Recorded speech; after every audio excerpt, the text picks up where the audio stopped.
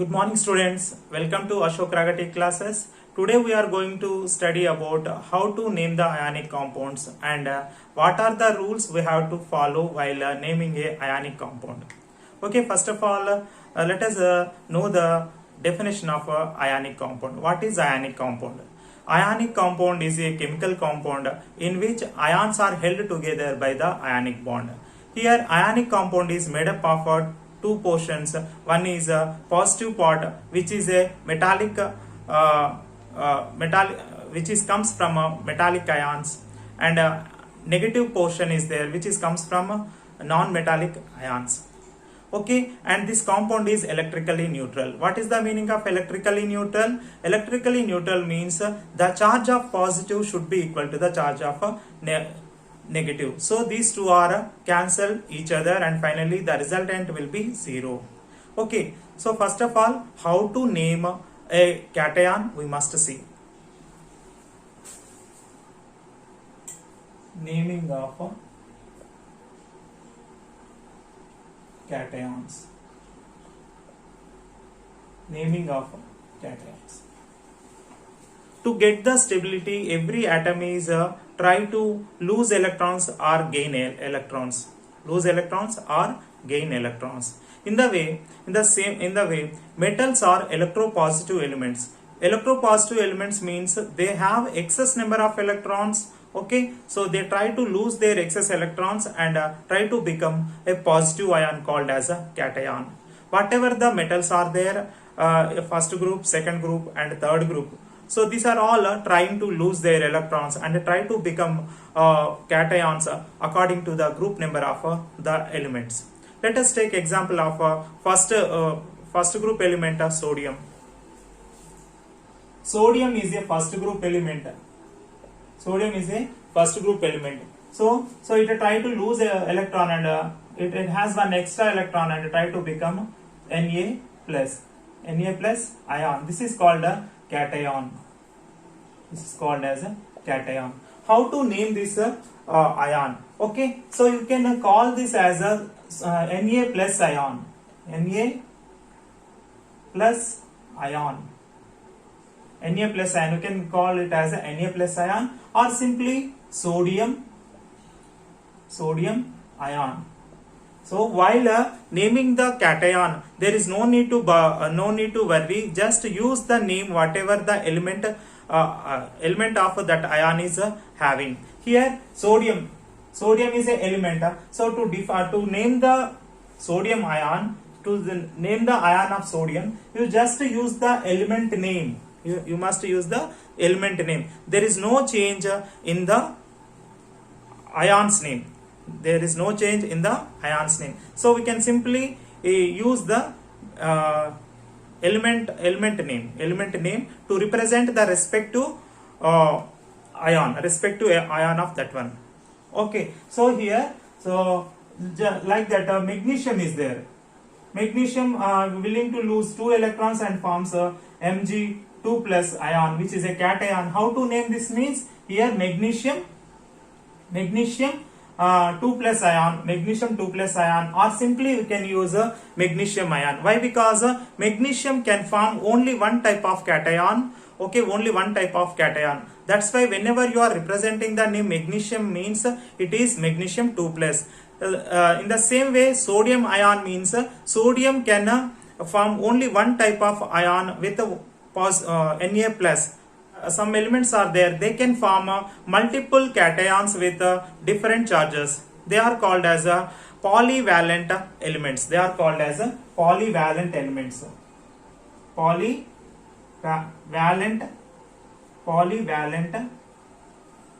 elements. Here these elements can form variable or multiple cations. Just like take the example of iron. Iron can available can form Fe2 plus ion and Fe3 plus ion also. Okay, so most of the transition elements are polyvalent elements. Why? Because they can form multiple cations with different charges. Here iron is available in two cation forms, Fe2 plus and Fe3 3 plus, Fe2 plus and Fe3 plus. So let us see how to name these ions. To name the ionic compounds, there are two methods available. One is old method or classic method, and second one is stock method or systematic method. Classic method, classic or old method, old method. Second one is stock method or systematic method. Okay, so how to name these two cations by using these two methods we have to see. Classic or old method is informal naming method which were used the old scientists. Nowadays also we are using. Come to stock method or systematic method, which is a formal naming method and generally used in the prints. Let us see here. So Fe is a transition metal. Fe is a transition metal which can form two types of ions with different charges, Fe2 plus and Fe3 plus. How to name these cations by using classic method or old method? So here classic method is using names of the metals. Okay, first of all, what is the Latin name of iron? Iron Latin name is ferrum. Latin name is ferrum. To name the Fe2 plus, we have to use the suffix OUS. Yeah, to name the Fe3 plus, I have to use the suffix IC.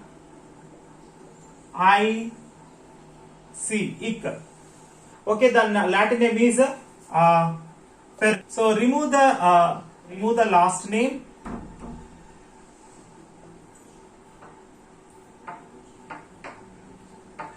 Ferrum and add OUS or add OUS. In the same way here also Fe or and add remove OUM and add IC.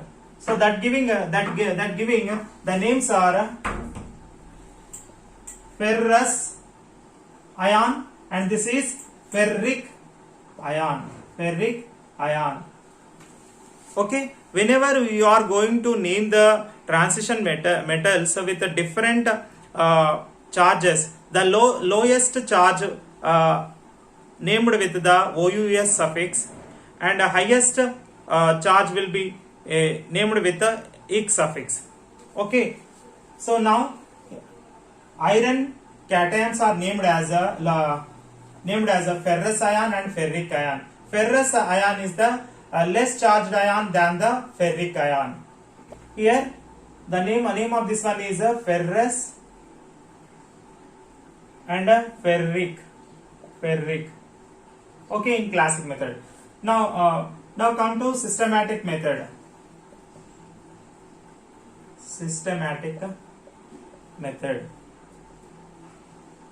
In systematic method, we are using the general name of the element, that is iron.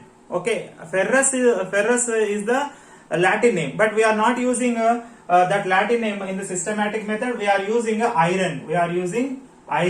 Okay, iron, but the charge is indicated with Roman numerals. Here we are using what we are using here? Roman numerals.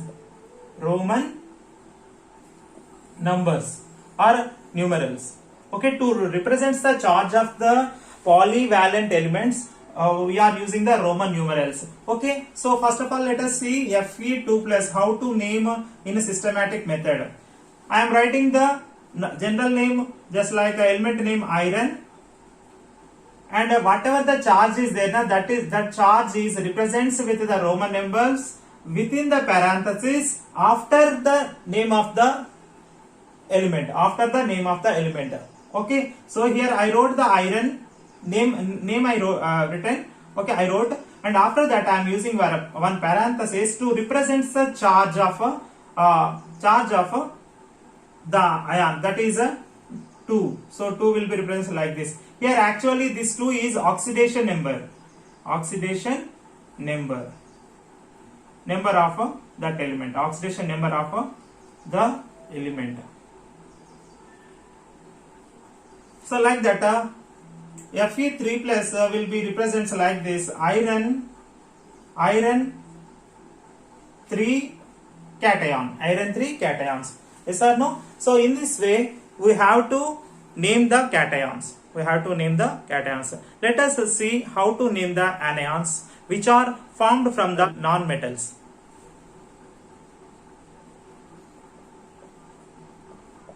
Let us see how to name the anions. To name the anions, we have to take the name of the element and remove the last portion of the element and add with "-ide" suffix. Then it becomes the name of the ion of that element. So let us take a chlorine. So this is the chlorine. Chlorine. I want to name the chlorine ion. So chlorine. Remove this last portion of the element's name and add with suffix as "-ide". "-ide" means similar. "-ide" means similar or same. Similar or same. Similar or same. So I want to name the Cl minus ion. So first of all I am removing this portion and adding "-ide" suffix to this existing name of the non-metal. So the name will be fluoride. And so like that fluorine ion becomes fluoride. FLOU. Fluoride, sulfide, phosphide, like this. Okay. To name the ionic compounds, we can use two methods. One is a stock method or systematic method, where we will use Roman numbers to indicate the charge of the cations. And classic method or old method, here to represent the polyvalent ions, we are using Latin names of them, and the lower charge will be indicated with the OUS suffix and a higher charge will be indicated with the IC suffix. So let us take the example of CuCl, how this compound will be named in these two methods.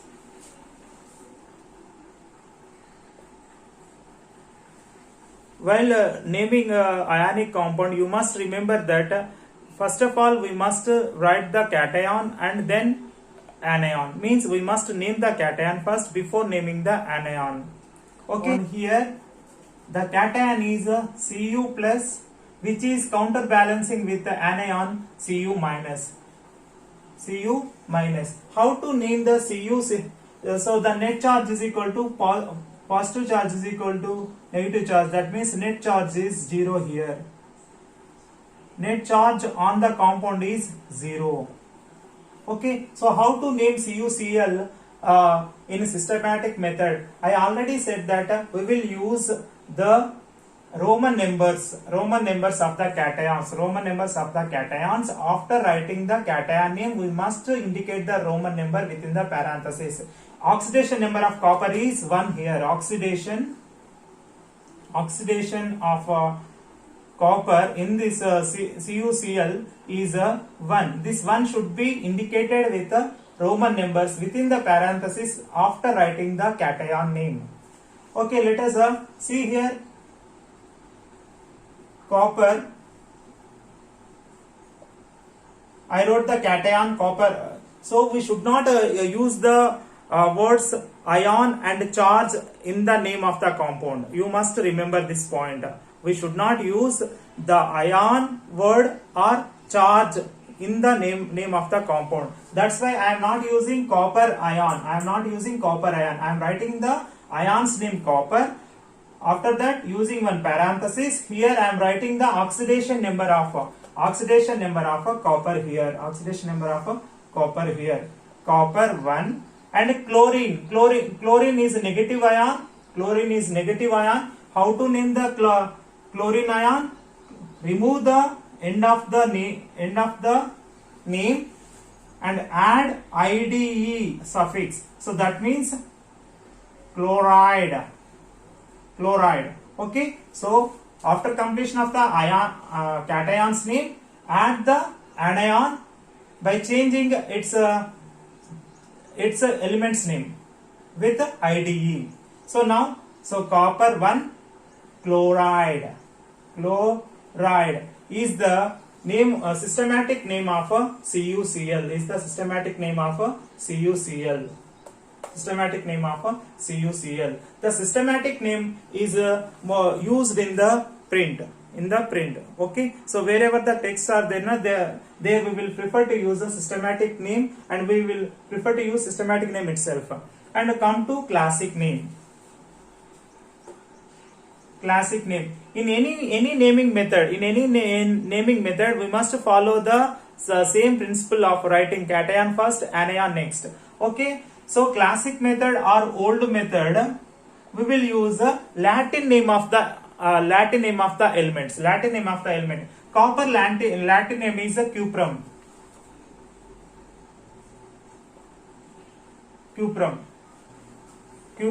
And here copper is available in two cations form, that is a Cu plus and Cu2 plus. I said that the lower charge cation uses OUS suffix, and higher charge cation use IC suffix. So means we must use Latin name of the element and change that Latin name based on the charge of the cation. In our compound CuCl, we have a lower charged cation. So means we must change this cuprum name by using the OUS suffix. That means cuprous. By removing this last cuprous. So what is the name of the anion? Chloride. Okay. So we must remember lower should be changed with OUS, higher should be changed with IC suffix. Okay. The classic name of CuCl is cuprous chloride. Let us take one more example of other ionic compound.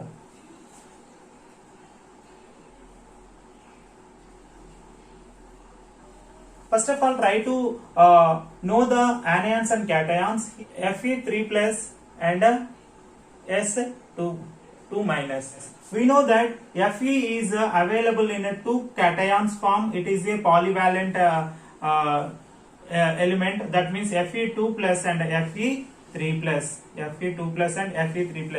Fe3 plus means here in this compound the oxidation number of iron in this compound is 3. This 3 is going to represent in Roman numbers after writing the cation name. So what is the cation here? Iron. After writing the name of cation, we have to use parenthesis to represent the oxidation number of iron in this is 3. That means iron 3. Okay. What is the anion here? Sulfur. So to make the sulfur into sulfide ion, we must add IDE. So that means sulfide iron sulfide. Okay. So now come to classic name. So classic name, we know that we will use the Latin name. Iron's Latin name is ferrum. We must remove this end of the name and change according to the cation's charge. So if it is Fe2 plus, that becomes ferrous, OUS, and if it is Fe3 plus, it becomes ferric. Yes or no? In this compound, we have a Fe3 plus, means we are going to use the name ferric. Okay, so ferric sulfide, ferric sulfide. In this way, we can name any ionic compound. So if it is if it is a polyvalent, we must use this oxidation number. If it is not a polyvalent, simply we can write the cation first and anion next. Just like the sodium chloride. Sodium chloride is a ionic compound. Sodium is a cation, chloride is anion. So we are simply combining the cation and anion together and giving the name. Okay, so that's all, students. In this video, we learned how to write the name of the ionic compounds. Thank you for watching. Thank you.